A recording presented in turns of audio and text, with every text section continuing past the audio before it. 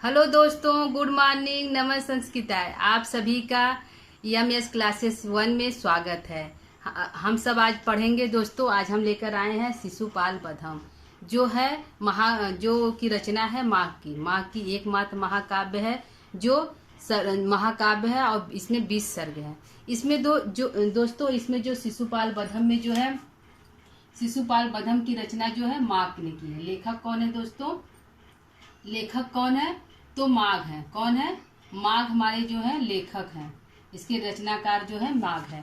तो जो यह है शिशुपाल बधम है दोस्तों, इसमें जो इसका कहाँ से लिया गया है, तो यह महाभारत के सभा पर्व से लिया गया है।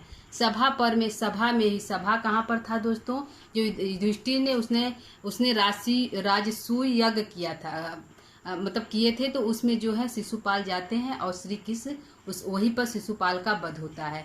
20वें सर्ग में शिशुपाल का वध जो होता है राजसभा में होता है। और जो सभा पर्व है दोस्तों, यह जो है महाभारत के सभा पर्व से लिया गया है शिशुपाल बधम। यह जो महाभारत में भी यह कहानी उपलब्ध है दोस्तों, और इसको माघ ने लिया है। तो इसमें जो शिशुपाल का 3 जन्मों का है।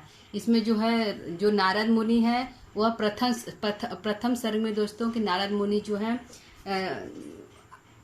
मतलब अंतरिक्ष से वापस पृथ्वी पर श्री कृष्ण के पास आते हैं और बोलते हैं कि जो शिशुपाल का 3 जन्म से यह जो है जनता को प्रताड़ित कर रहा है, सता रहा है, तो इसको आप समाप्त करिए, क्योंकि श्री कृष्ण के हाथों ही शिशुपाल का वध हो सकता था और कोई इसको मार नहीं सकता था। तो शिशुपाल को मारने के लिए नारद जो है अंतरिक्ष से श्री कृष्ण के द्वारिकापुरी में प्रवेश करते हैं, और वहाँ पे प्रथम सर्ग में श्री कृष्ण और नारद का वार्तालाप होता है, मतलब बातचीत होती है शिशुपाल को मारने के लिए। तो यह जो प्रथम सर्ग की कथा है। और जो है अंत में 20वें सर्ग में जो है श्री कृष्ण जो है शिशुपाल को जो सभा पर्व है, जिसमें युधिष्ठिर ने श्री कृष्ण को आमंत्रित किया था, बुलाए थे आने के लिए, तो वहाँ पर जाते हैं और शिशुपाल का वहीं पे वध कर देते हैं। क्योंकि शिशुपाल को था कि वह जब से 100 गलतियां नहीं करेगा श्री कृष्ण उसको मार नहीं सकते हैं। तो 100 गलतियां जो है करने पर ही जो है श्री कृष्ण जो है उसको मारते हैं अपने सुदर्शन चक्र से।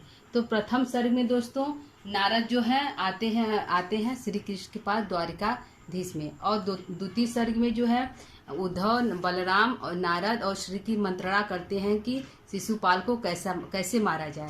तो बलराम कहते हैं कि उस पर आक्रमण कर दिया जाए, लेकिन उद्धव बोलते हैं नहीं, पहले आपको श्री कृष्ण को पहले राजसूय यज्ञ जो युधिष्ठिर ने आमंत्रित किया उसमें हिस्सा लेना चाहिए, उसके बाद जो है उसको मारना चाहिए। तो द्वितीय सर्ग में चारों लोग का वार्तालाप होता है, उस पर बातचीत होती है। और तृतीय सर्ग में जो है ये जो है श्री कृष्ण अपने सेना को लेकर द्वारकाधीश जाने के लिए तैयार हो जाते हैं।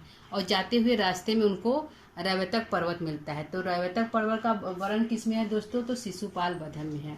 शिशुपाल चतुर्थ सर्ग में रैवतक पर्वत का वर्णन है। और वहाँ पे वहाँ पे जाते हैं तो रैवतक पर्वत मिलता है। तो वहाँ पे जो है श्री कृष्ण के सैनिक सभी जो है उस पर वहीं पर रात भर रुकते हैं, डेरा डालते हैं। तो दोस्तों यहाँ पे है, तो इसके जो लेखक हैं शिशुपाल जो बधम है, जो दोस्तों शिशु का वध है। शिशुपाल बधम का अर्थ हुआ शिशु का वध। तो इसके लेखक हमारे माघ हैं। कौन है दोस्तों? माघ है। तो माघ के माता पिता कौन है? तो माघ के पिता कौन है? माघ के पिता कौन है? तो माघ के पिता कौन है दोस्तों? दत्तक सर्वाश्रय। कौन है? दत्तक सर्वाश्रय।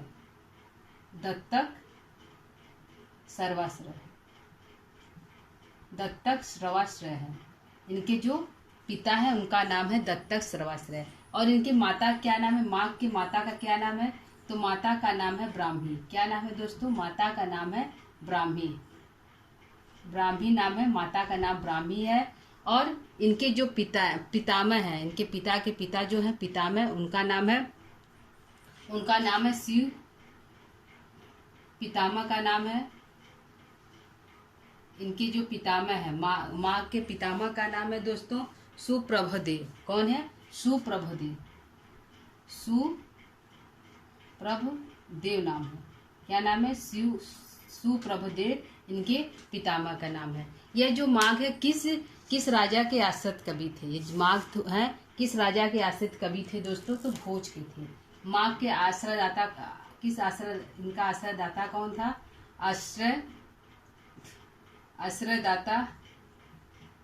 आश्रयदाता थे किसके?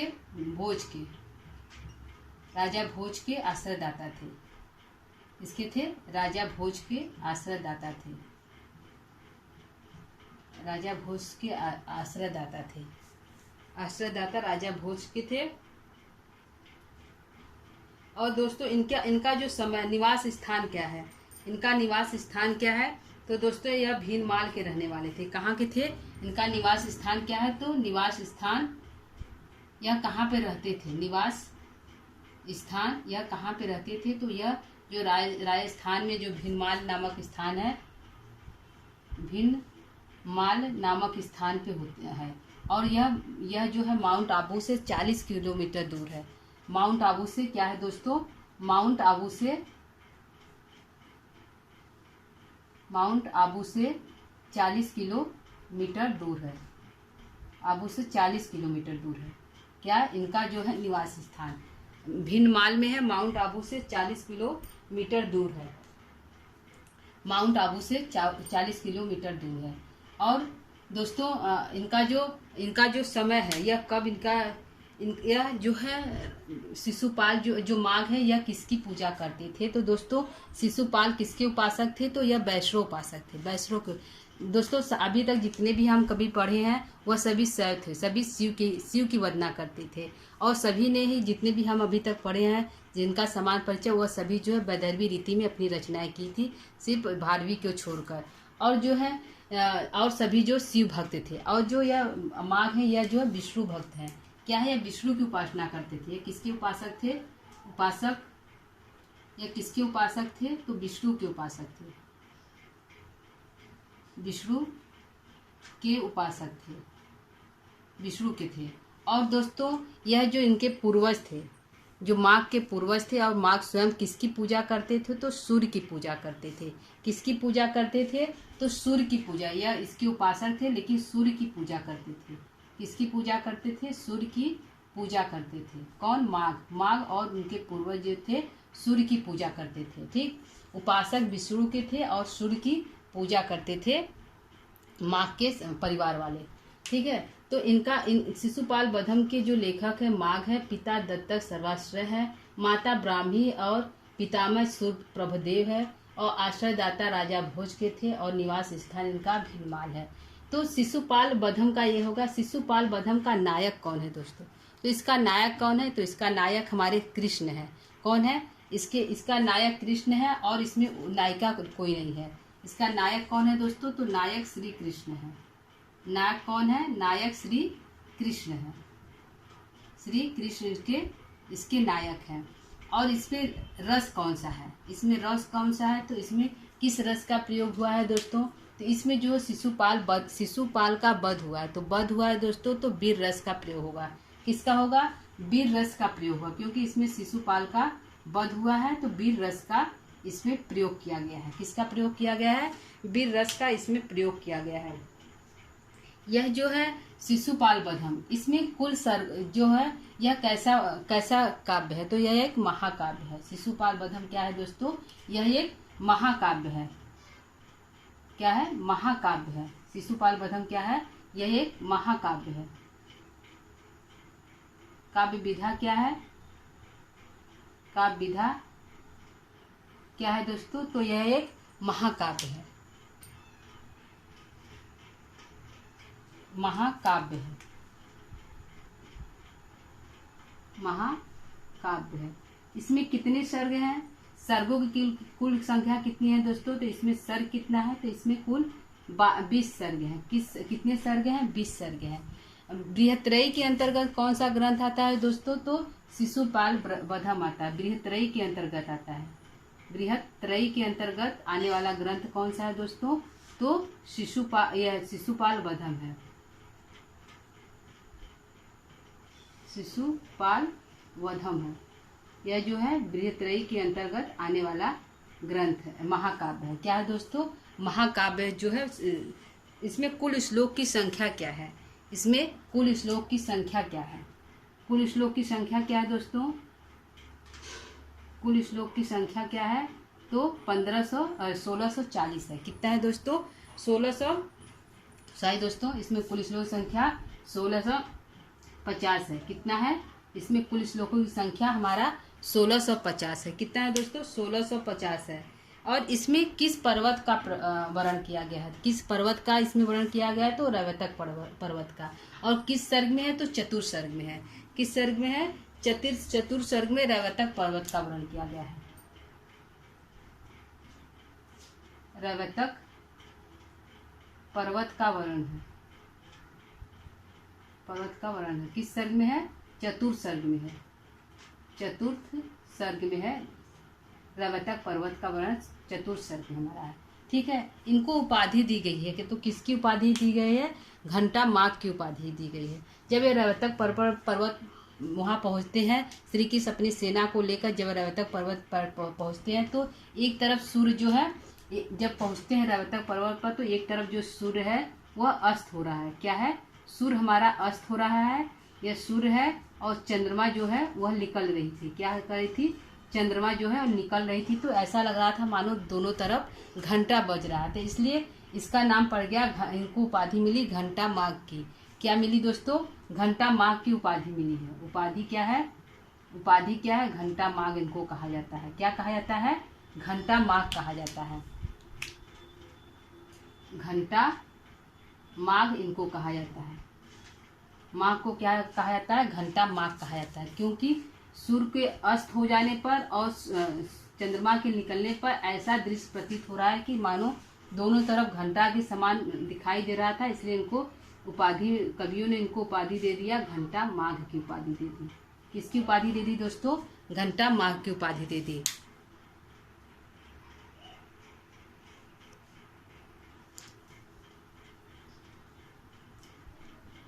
इसमें एक है दोस्तों कि यमुना नदी, प्रश्न आया है दोस्तों कि यमुना नदी का वर्णन किस महाकाव्य में आया है? तो यमुना नदी का वर्णन जो है शिशुपाल में आया है।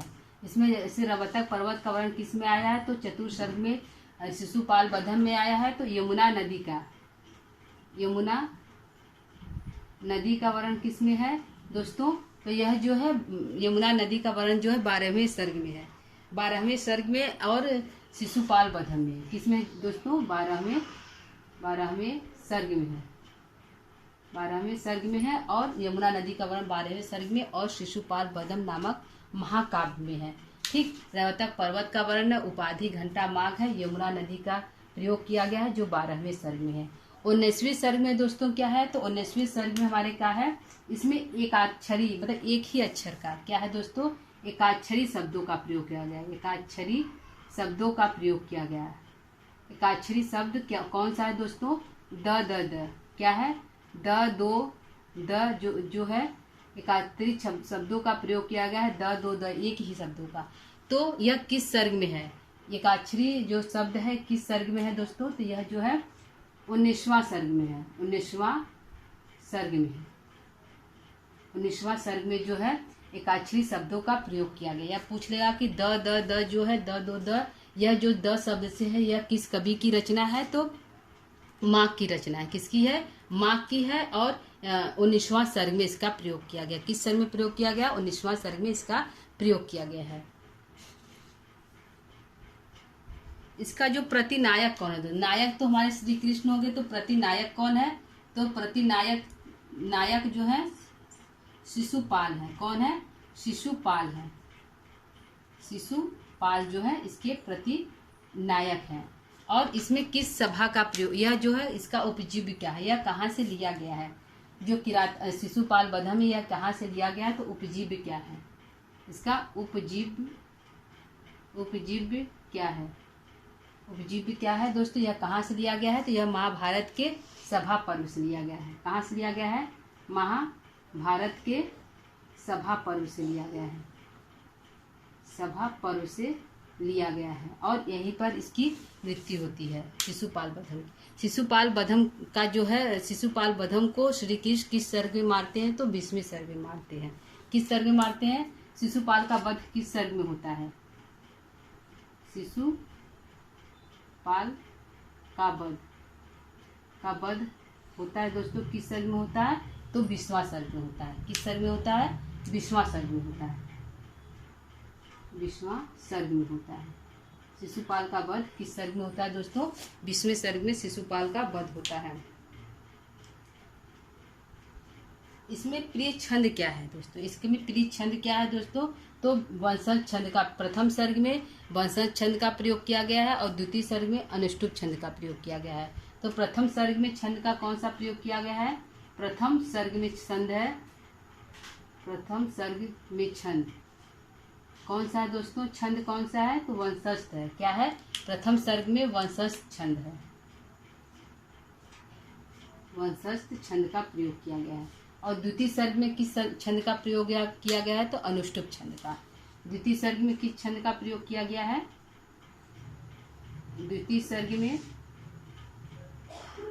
में छंद है कौन सा है दोस्तों? अनुष्टुप छंद है।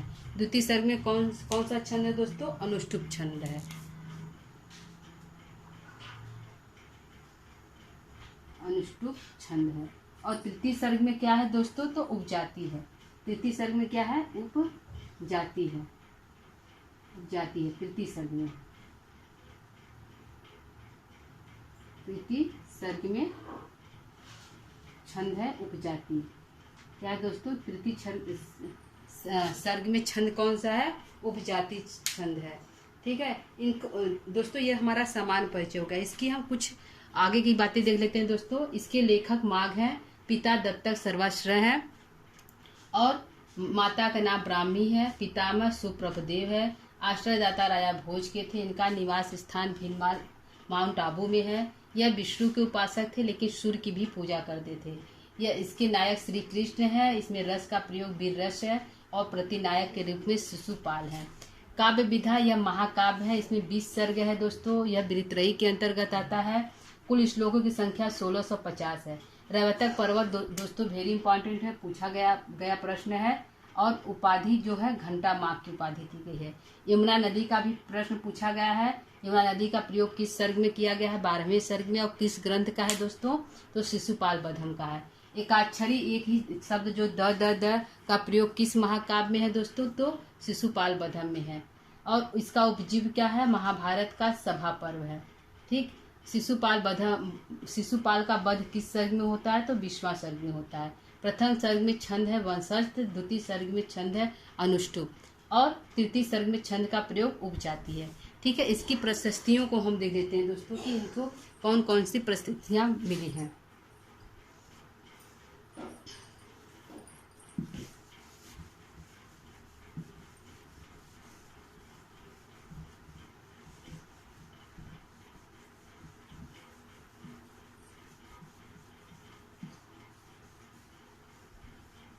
प्रशस्तियाँ इनको क्या क्या क्या मिली हैं दोस्तों?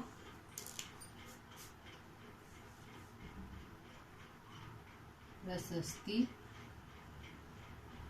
क्या क्या है दोस्तों? इनको कहा गया है क्या क्या गया? 9 सर्ग काव्येषु माघ कवि कालिदास है। काव्येषु माघ कवि कालिदास है। काव्येषु माघ कवि कालिदास है। कवि कालिदास है। इसमें दोस्तों कहा गया है कि कालिदास जो है कवि हैं। कालिदास जो क्या है? कवि हैं। लेकिन जो महाकाव्यों में कौन सा कवि है? तो महाकाव्यों में कवि माघ है। कौन है दोस्तों? कवि माघ है।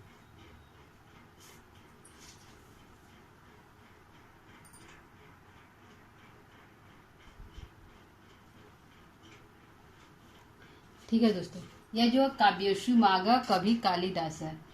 काव्यों में माघ है, जो महाकाव्य है उसमें माघ है, लेकिन कवि में कालिदास है। लेकिन काव्यों महाकाव्यों में माघ का नाम आता है। किसका नाम आता है? माघ का नाम आता है। 9 सर्ग गते माघ। अगला दोस्तों दूसरा प्रशस्ति है। पहला था, दूसरा है 9 सर्ग कवि माघ। 9 सर्ग गते माघ। 9 सर्ग गते माघ न शर्गत्यः गते माघे न शब्दो न जायते न शब्दो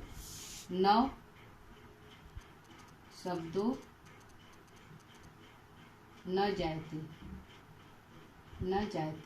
इसमें कहा गया है, इनको जो प्रशस्ति में इसमें कहा गया है कि नौ सर्ग जाते जाते, जो महाकाव्य है, जो माघ का महाकाव्य है, उसमें 9 सर्ग जाते जाते यदि 9 सर्गों तक आप पढ़ लिए तो उसमें कोई भी नया शब्द आपको नहीं मिलेगा। मान लीजिए कोई एक शब्द है, जैसे कि गज के लिए है तो गज है, हाथी है, उसका जो अनेक नामों को उसमें प्रयोग किया गया। पुष्प, ऐसे पुष्प को पुष्प है, फूल है, कुसुम है इत्यादि नामों से संबोधित किया गया है, लेकिन एक ही शब्द का प्रयोग नहीं किया गया। तो 9 सर्ग गते माघे न शब्दों न जायते। 9 सर्ग पढ़ते पढ़ते आपको एक शब्द दोबारा वह शब्द दिखाई नहीं देगा, उसका पर्यायवाची है, लेकिन वह शब्द दोबारा आपको पढ़ने को नहीं मिलेगा। इसमें जो है 9 सर्ग गते माघे, 9 सर्ग जाते जाते नया शब्द आपको नौ शब्द न जाते, नया शब्द आपको देखने को नहीं मिलेगा। ठीक है, अगला हम देखते हैं तीसरा, उसकी अगली प्रशस्ति क्या है। एक और प्रशस्ति है दोस्तों, मेघे माघे गत वय। माघे मेघे गत वय। माघे मेघे गत वय। इसमें है कि माघ की शिशुपाल बधम है और कालिदास की जो मेघदूतम है। क्या है, जो माघ की शिशुपाल बधम है और मेघदूतम है, उसको पढ़ते पढ़ते वयम माने आयु पूरी आयु बीत जाती है। लेकिन उसको पढ़ते पढ़ते क्या होता है दोस्तों, सारी आनंद लेने में सारी आयु बीत जाती है। क्या है, माघे मेघे गता वय। उनको प्रशस्ति कहा गया है कि मेघ की शिशुपाल बधम और माघ की शिशुपाल बधम और मेघे मेघदूत जो है कालिदास को, इसको पढ़ने में वयम माने आयु, गता माने सारी आयु बीत जाती है उसको पढ़ने में। मतलब इतना अच्छा है कि उसको हमेशा पढ़ने को मन करता है कि उसको पढ़ते जाएं। इतना अच्छा यह महाकाव्य है। ठीक है,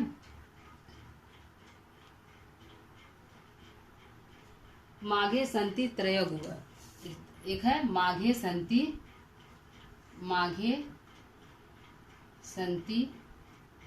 त्रयो गुण। माघे संति त्रयो गुण। इसमें जो है जो कहा गया, तीनों जो कवि हैं, जो है उपमा कालिदासस्य भारवे अर्थ गौरवम दंडी पदलालित्यम और माघे संति त्रयो गुण। जो तीनों कवि है उनसे अच्छा जो है माघ को कहा गया है कि वह तीनों कवि से तीनों गुण जो है, जो तीनों कवि के गुण हैं वह जो है माघ में समाहित है। कालिदास के, भारवी के और दंडी के तीनों के जो गुण हैं वह माघ में समाहित है। माघे संति त्रयो गुण, तीनों गुण जो है माघ में समाहित है।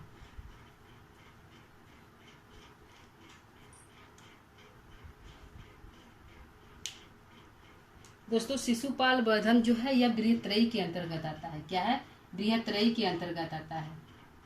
बृहत्रयी के अंतर्गत आता है। तो बृहत्रयी के अंतर्गत कितने ग्रंथ है दोस्तों, तो 3 ग्रंथ है। कितने ग्रंथ है, 3 ग्रंथ है। किरात है, किरातार्जुनियम है, और क्या है दोस्तों, किरातार्जुनियम है, और क्या है, दूसरा हमारा है शिशुपाल वधम है, और तीसरा हमारा है नैषधि चरितम। क्या है, चरितम है, नैषधि चरितम है। तो शिशुपाल में किरातार्जुनियम दोस्तों 18 सर्ग है। इसमें 18 सर्ग है। ठीक है, इसमें 18 सर्ग है, इसमें 20 सर्ग है और इसमें 22 सर्ग है। ठीक है, और किरातार्जुनियम जो है श्री से इसका प्रारंभ होता है, और प्रारंभ श्री से होता है और अंत लक्ष्मी से होता है। लक्ष्मी से क्या होता है, अंत होता है। लक्ष्मी से इसके जो काव्य है श्री से प्रारंभ होता है और लक्ष्मी से अंत होता है। और शिशुपाल बधम में श्री से ही प्रारंभ होता है और श्री से ही अंत होता है। क्या होता है, श्री से ही प्रारंभ होता है और श्री से ही इसका अंत होता है। और नैषधि चरितम में आनंदम, आनंद से इसका श्री और आनंद से इसका प्रारंभ और अंत होता है। ठीक है दोस्तों, तो यह जो शिशुपाल बधम का दोस्तों यह हमारा सामान्य परिचय था, यह आपके लिए लेकर उपस्थित हुए थे दोस्तों। तो आज की क्लास आप लोगों को कैसा लगा? आज की क्लास को दोस्तों आज यहीं पर हम समाप्त करते हैं। इसका जो सामान्य परिचय दे चुके हैं, अगला हम भाग प्रश्नोत्तरी लेकर उपस्थित होंगे दोस्तों। तो आज का क्लास हमारा कैसा लगा दोस्तों, तो कमेंट करिएगा, ज़रूर बताइएगा। तब तक के लिए दोस्तों क्लास को विराम देते हैं। तब तक के लिए नमः संस्कृता।